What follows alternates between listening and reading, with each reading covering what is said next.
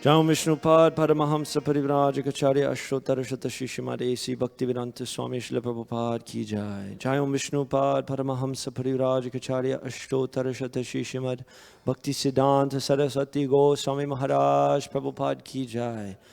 Ananta Koti Vaishnav Vrinda Ki Jai. Namacharya Srila Haridas Thakur Ki Jai. Brahmsgo Shri Krishna Chaitanya Prabhu Nityananda Shri Advaita Gadadhar Shivasari Gaur Bhakta Vrinda Ki Jai. Shri Shri Radha Krishna Gopa Gopinath Shamakunda Radha Kunda Giri Govardhan Ki Jai. Vrindavandam Ki Jai. Navadipdam Ki Jai. Mathuradham Ki Jai. Jagannath Puri Dham Ki Jai. Bhakti Devi Ki Jai. Tulasi Devi Ki Jai. Yamuna Mayi Ki Jai. Ganga Mayi Ki Jai. Samaveta Bhakta Vrinda Ki Jai. All glories to the summer devotees. All glories to the summer devotees. All glories to the summer devotees. All glories to Shri Shri Guru and Gauranga.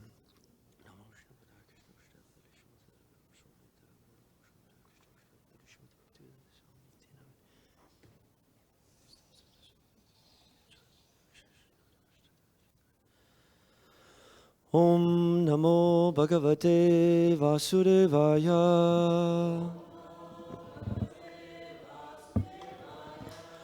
Om Namo Bhagavate Vasudevaya.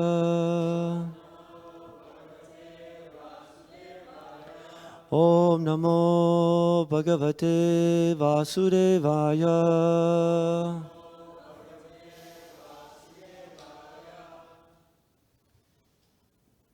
Srimad Bhagavatam, Canto 3, Chapter 25, Text 26. From the word for word. Bhaktyā pumān jāta-virāga aindriyād dṛṣṭa-śrutān mat-racana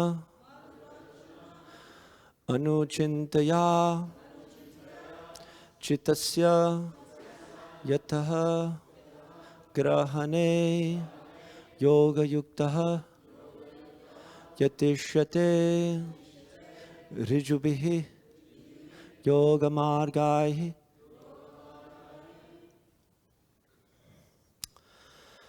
bhaktyā pumāñ jāta-virāga aindriyād dṛṣṭa-śrutān mad-racanānucintayā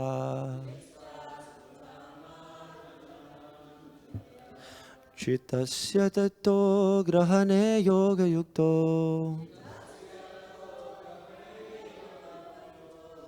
yatiṣyate ṛjubhir yoga-mārgaiḥ bhaktyā pumāñ jāta-virāga aindriyād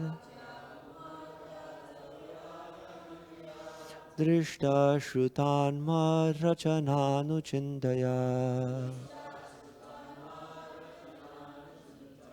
cittasya yatto grahaṇe yoga-yukto yatiṣyate ṛjubhir yoga-mārgaiḥ bhaktyā pumāñ jāta-virāga aindriyād dṛṣṭa-śrutān mad-racanānucintayā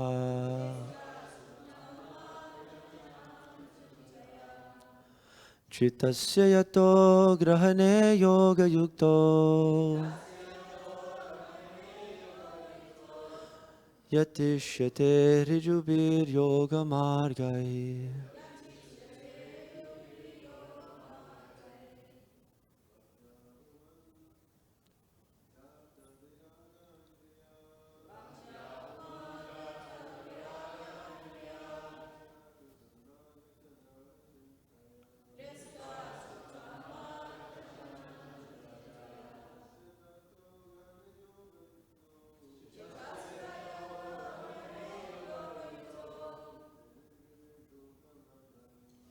yatiṣyate yoga-mārgaiḥ.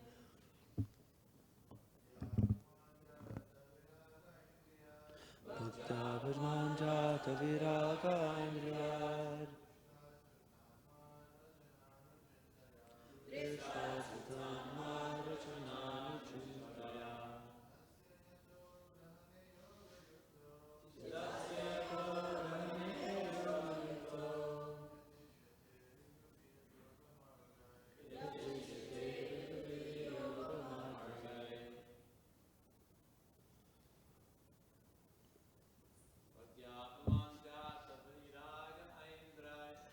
bhaktyā pumān jāta-virāga aindriyād. dṛṣṭa-śrutān mad-racanānucintayā. yatto grahaṇe yoga-yukto.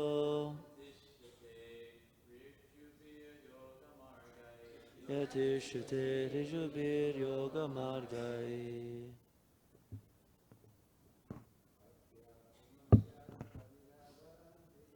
Bhaktyā pumān jāta-virāga aindriyād. dṛṣṭa-śrutān mad-racanānucintayā. yatto grahaṇe yoga-yukto.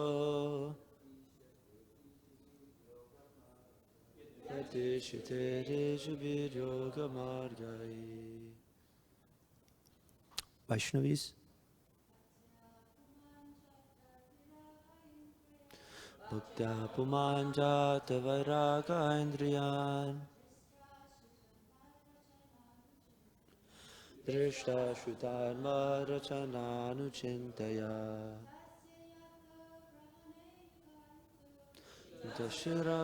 yatto yoga-yukto. yatiṣyate ṛjubhir yoga-mārgaiḥ. Bhaktyā pumān jāta-virāga aindriyād. dṛṣṭa-śrutān mad-racanānucintayā. cittasya yatto grahaṇe yoga-yukto. yatiṣyate ṛjubhir yoga-mārgaiḥ. Okay. Bhaktyā, by devotional service. Pumān, a person. Jāta-virāgaḥ, having developed distaste. Aindriyād, for sense gratification. Dṛṣṭa, seen in this world. śrutāt, heard in the next world. mat-racana, my activities of creation and so on. anucintayā, by constantly thinking about. cittasya, of the mind. yattaḥ, engaged. grahaṇe, in the control. yoga-yuktaḥ, situated in devotional service. yatiṣyate, will endeavor. ṛjubhiḥ, easy. yoga-mārgaiḥ, by the processes of mystic power. Translation. Thus, consciously engaged in devotional service in the association of devotees, a person gains distaste for sense gratification, both in this world and in the next, by constantly thinking about the activities of the Lord. This process of Kṛṣṇa consciousness is the easiest process of mystic power. When one is actually situated on that path of devotional service, he is able to control the mind. Purport. In all scriptures, people are encouraged to act in a pious way so that they can enjoy sense gratification not only in this life but also in the next. For example, one is promised promotion to the heavenly kingdom of higher planets by pious fruitive activities. But a devotee in the association of devotees prefers to contemplate the activities of the Lord, how He has created this universe, how He is maintaining it, how the creation dissolves, and how in the spiritual kingdom the Lord's pastimes are going on. There are full literatures describing these activities of the Lord, especially Bhagavad Gita, Brahma Samhita, and Srimad Bhagavatam. The sincere devotee who associates with devotees gets the opportunity to hear and contemplate this subject of the pastimes of the Lord, and the result is that he feels distaste for so-called happiness in this or that world, in heaven or on other planets. The devotees are simply interested in being transferred to the personal association of the Lord. They have no more attraction for temporary so-called happiness. That is the position of one who is yoga-yukta. One who is fixed in mystic power is not disturbed by the allurement of this world or that world. He is interested in the matters of spiritual understanding or the spiritual situation. This sublime situation is very easily attained by the easiest process, bhakti yoga. Ṛjubhir yoga-mārgaiḥ is a very suitable word used here is ṛjubhir, or, quote, very easy. There are different processes of yoga-mārgaiḥ attaining yoga perfection, but this process, devotional service to the Lord, is the easiest. Not only is it the easiest process, but the result is sublime. Everyone, therefore, should try to take this process of Kṛṣṇa consciousness and reach the highest perfection of life.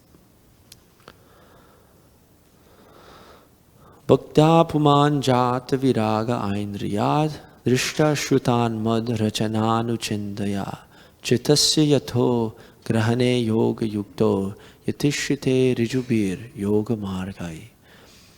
Translation: Thus consciously engaged in devotional service in the association of devotees, a person gains distaste for sense gratification, both in this world and in the next, by constantly thinking about the activities of the Lord. This process of Kṛṣṇa consciousness is the easiest process of mystic power. When one is actually situated on that path of devotional service, he is able to control the mind. Hare Krishna, dear devotees, thank you so much for being here and for allowing me this opportunity to glorify the Lord. I know there are many senior devotees present here today, much senior than I, so please do feel free to give your comments and your reflections at any time. I very much appreciate that.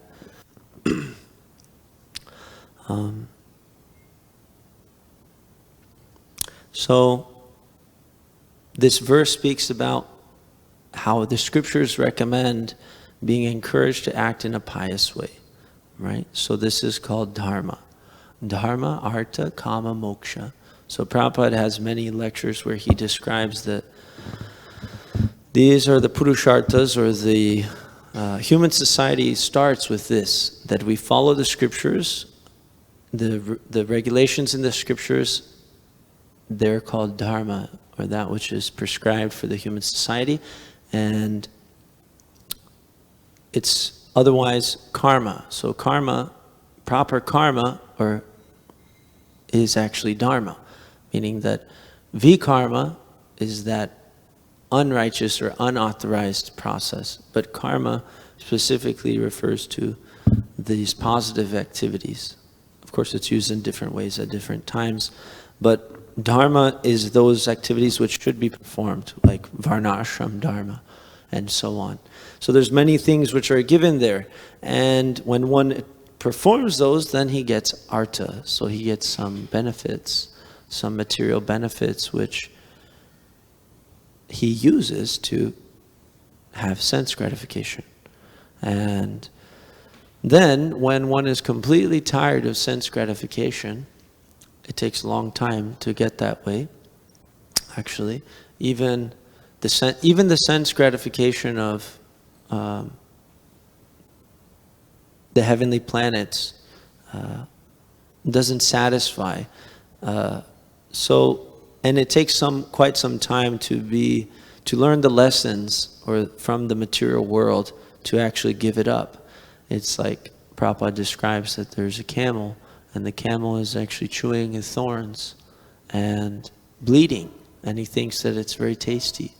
Or there's the donkey who chases, the member of the opposite sex and is getting kicked repeatedly again and again and again, and still he's very enthusiastic to engage in that sense gratification. So this is the troublesome situation of the material world, is that we think that we're very happy to engage in this sense gratification. So this kama takes a long time until we get over this kama. But when one is actually fully dissatisfied with this kama and he's completely frustrated, so we understand that Prabhupada discusses vītarāga bhaya-krodha, that these are the three, when one has passed these three things, then he can go into a devotional service. This means attachment,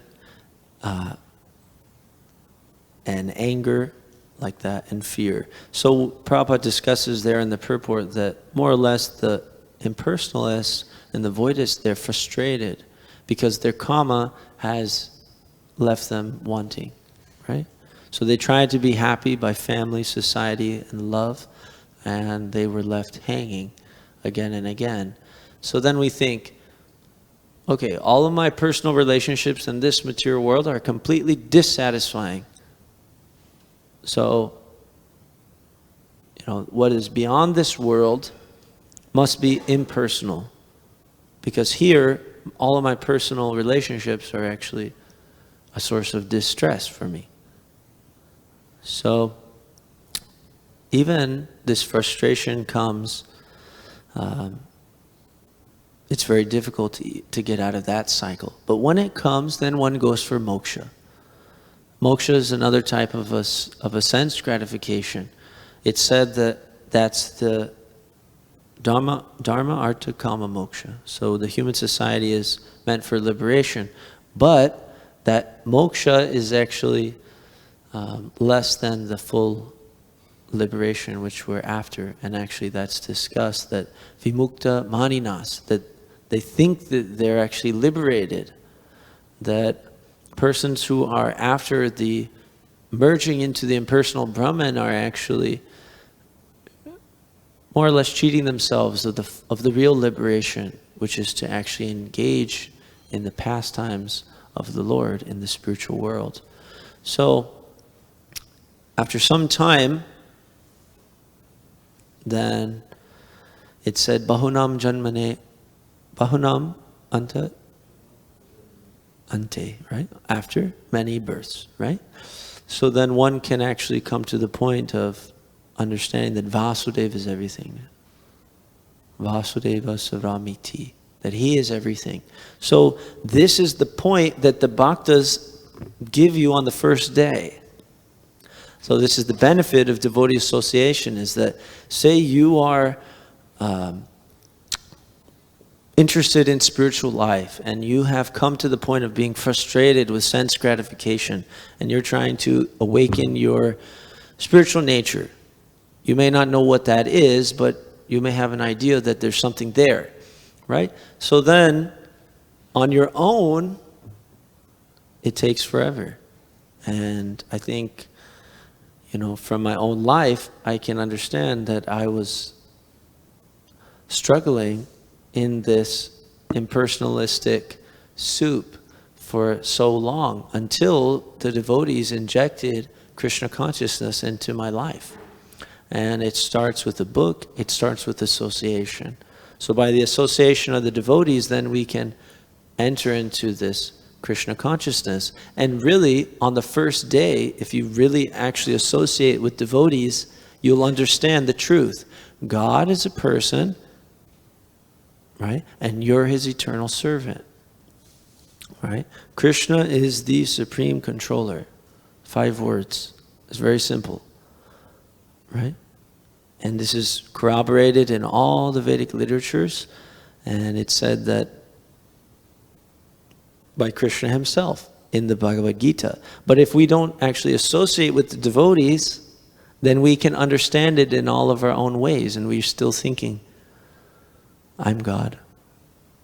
And we may even come to temple, and we may still misidentify that, oh, I'm actually the supreme person. You know? And this is actually a shame. This means that our devotee association is very shallow. When we take devotee association, that means that we take their opinions to our own heart and we consider them with a submissive spirit. And this is why it's very important. Lord Chaitanya Mahaprabhu said, asat sanga tyaga, that the devotees, they're characterized by the characteristic that they don't take association from non-devotees. Their opinions, the non-devotees' opinions, are more or less in these. They're putting stress on one of these 4 things. Dharma, artha, moksha, kama. Somewhere. They're putting stress, right? You may meet somebody and they're saying, no. Why are you a monk?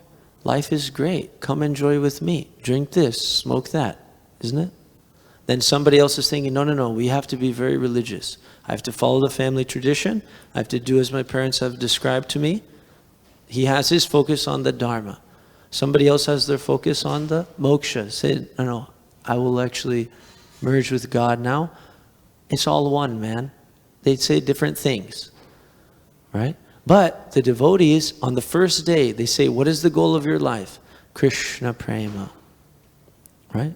That's the goal. That's the ultimate goal. So we're very fortunate because by their association, we know the goal, and then we consciously perform our devotional service according to the rules and regulations to attain that goal. Right? Sambandha, abhideya, and prayojana. So we're very fortunate to be in this ISKCON association. And the devotees, they always set us straight. If we just plug in, then they'll always remind us, hey, wait up. Don't set your aim on anything less than prema.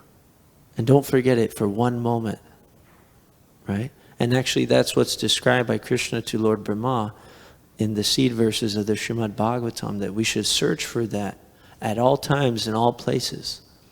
What is that? That's that personal, loving, pure relationship with Kṛṣṇa. That's the essence. And if we become essence seekers, then we can find it everywhere and we can learn from everything. Just as was being discussed, that this verse by Lord Brahma, that whatever happens to me, the devotee seeks the essence and says, this is for my advancement in Kṛṣṇa consciousness, and I will use this as fuel for the devotional fire. You know, so if we're always stoking the devotional fire by proper hearing and chanting, then we can see through the eyes of the Shastra, which state that the Lord is within our hearts. He's the giver of remembrance, forgetfulness, and knowledge, and he is our constant well-wisher and wants us to come back to him. So everything that he arranges as a supreme controller is ultimately for my benefit.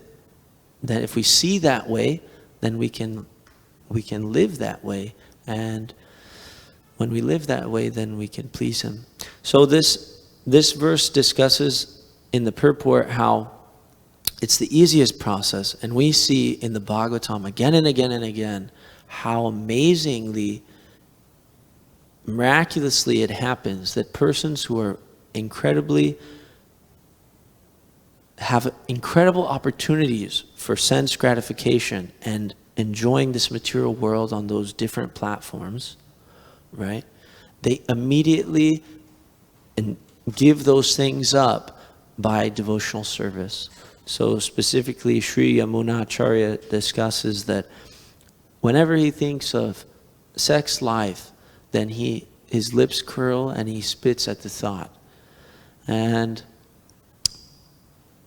this is also exemplified by Haridas Thakur, Namacharya Srila Haridas Thakur, which was discussed a few days ago, how on 2 occasions he was approached with the epitome of sense gratification. And it's said that the form of the female is the manifestation of Maya for male, and we can understand vice versa. You know, that for women, it's men. And so Haridas Thakur was approached in the middle of the night in a complete solitude, you know, with the opportunity to engage in sense gratification. And he took to his devotional service with full enthusiasm. He understood that if I simply engage in the Lord's service, then there's nothing higher for me. Of course, we can't imitate Haridas Thakur and unnecessarily expose ourselves to, you know, to the opportunities of sense gratification. And this is why we engage in this Kṛṣṇa consciousness in the context of the varnashram system. That it's a pious way to prosecute our Kṛṣṇa consciousness, we actually transcend this varnashram dharma, daivi varnashram, but we use it so that we don't unnecessarily expose ourselves to, you know, illicit opportunities for sense gratification. And we slowly become weaned off even the regulated sense gratification, which is prescribed in the Vedas. And that's discussed in Prabhupada's purport too, that one can even get, in the Bhagavatam, in the early part of the Bhagavatam, one can even get attached to the regulated sense gratification, which is prescribed in the scriptures. So we're very lucky. This is a very easy process. It's ṛjubhir. So the process of hearing and chanting, it's simply blissful. So many lectures, Prabhupada describes how it's very fun and it's joyfully performed. Susukam kartum avyayam. And specifically, if we maintain the purity of this movement, you know, by following the instructions of the spiritual master, then we'll easily attain the spiritual platform. We'll be on the spiritual platform. And what is the spiritual platform? It's Satchit Ananda. We'll experience bliss coming from the spirit soul. But as much as we disregard the instructions of the spiritual master, then there's no question of happiness. It's literally not possible.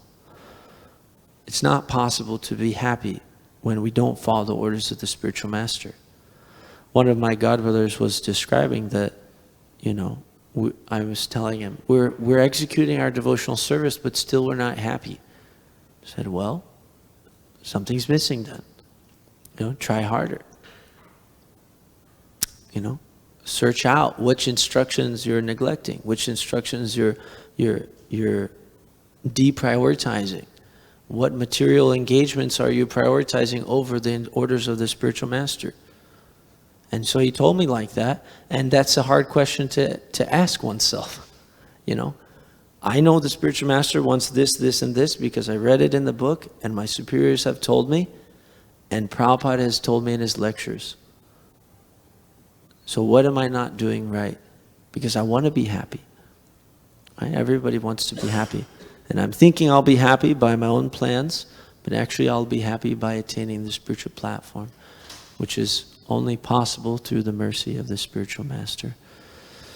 So, Prabhupada at the end here, he famously ends his purports sometimes with very nice universal statements.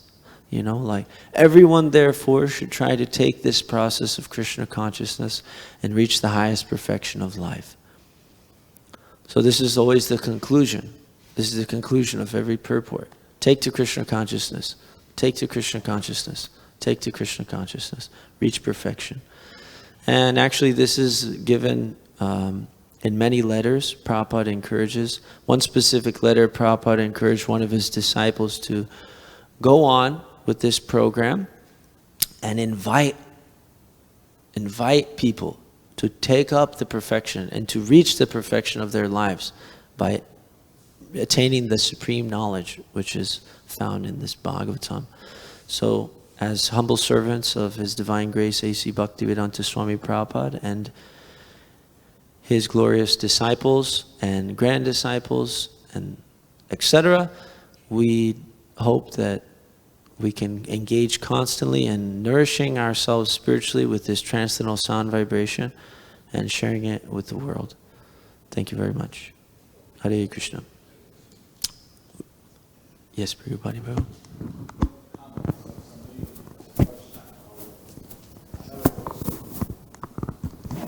Question.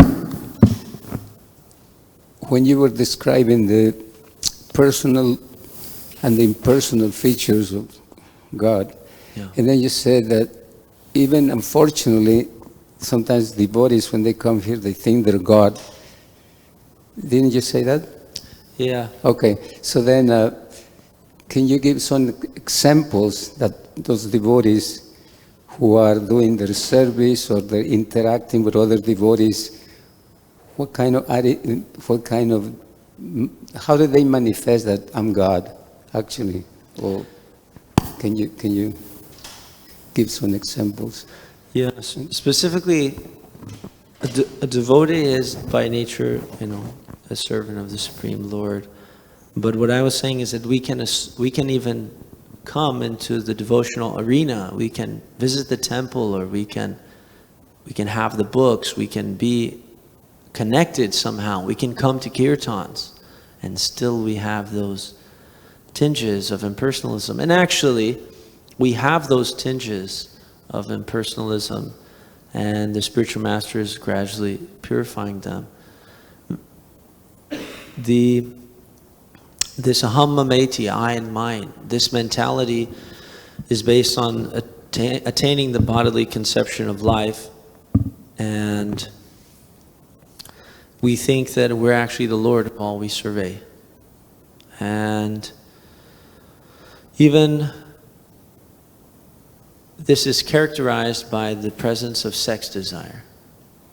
That sex desire, the gross manifestation of sex desire, we understand, but it gets subtle too. And that subtle desire for sex is actually a symptom that the false conception of self remains within the conditioned soul. So as long as I want name, fame, distinction, adoration, and so forth, then still I have a less than perfect conception of myself. And if I was actually on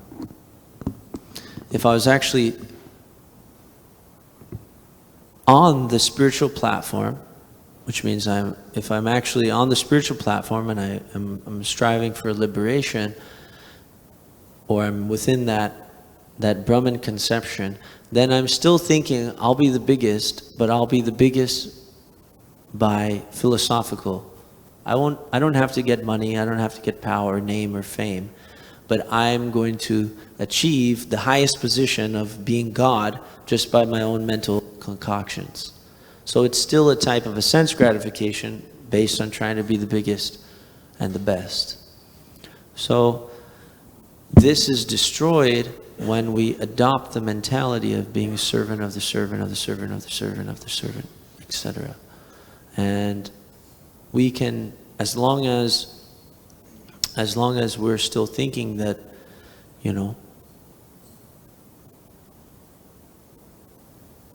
I'm something else besides that, then there's some tinge that's there. And there's some more statements to that. Does anybody have any answer to that, or is that sufficient enough, Prabhu? Or would you like to share? You kind of cover everything more or less, but sometimes I was just thinking that when you recently come, new devotees, or when we're new devotees, usually you're being told what to do. It appears to be more easy as when somebody has responsibility to manage or to have, when you have a position, then you're the person who has to tell everyone what to do. And probably at that point becomes more a challenge and more difficult.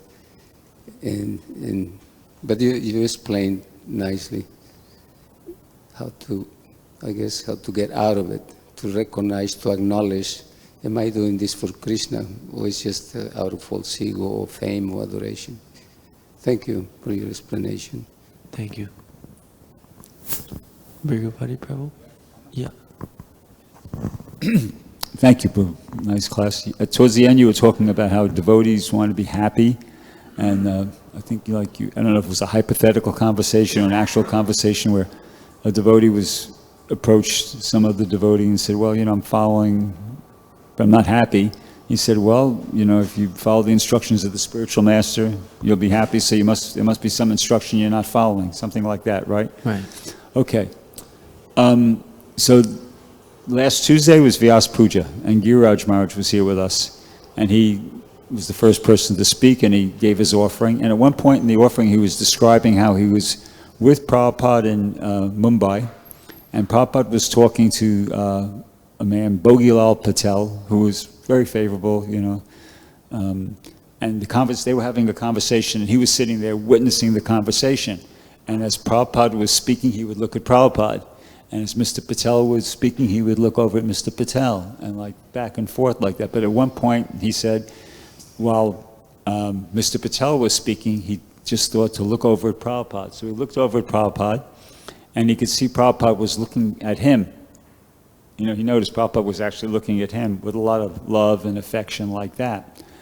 But then when Prabhupada noticed that Giriraj Maharaj was aware that was looking at him, that Prabhupada was looking at him, Prabhupada's everything changed, his demeanor changed, his mood changed. He became, rather than smiling and looking with a lot of love and affection, he became very stern and grave. And he didn't say anything about that. He was making another point, but he did describe that.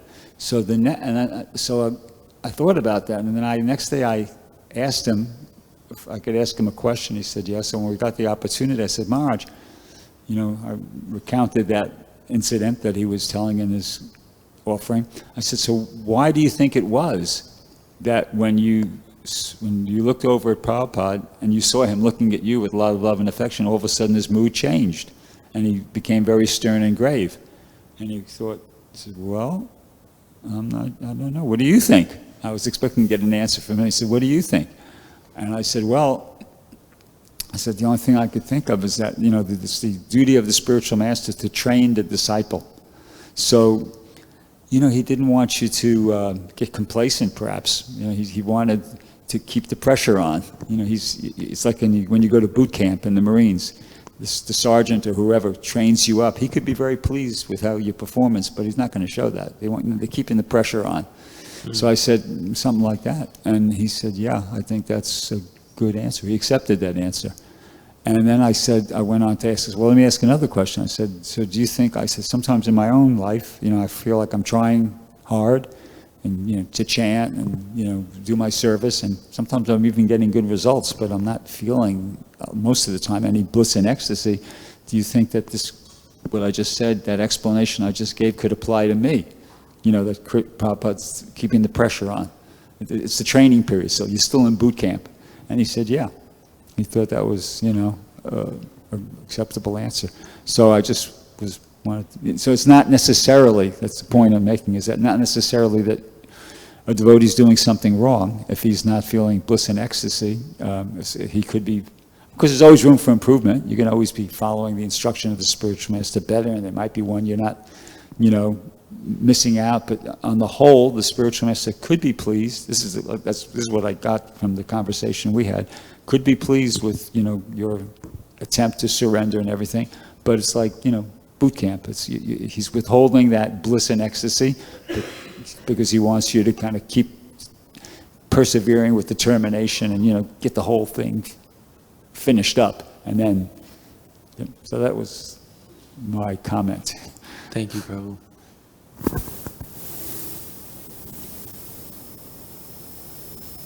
So, that's it, huh? Okay. Thank you so much, devotees. Srimad Bhagavatam ki jai. Srila Prabhupada ki jai. All glories to the assembled devotees.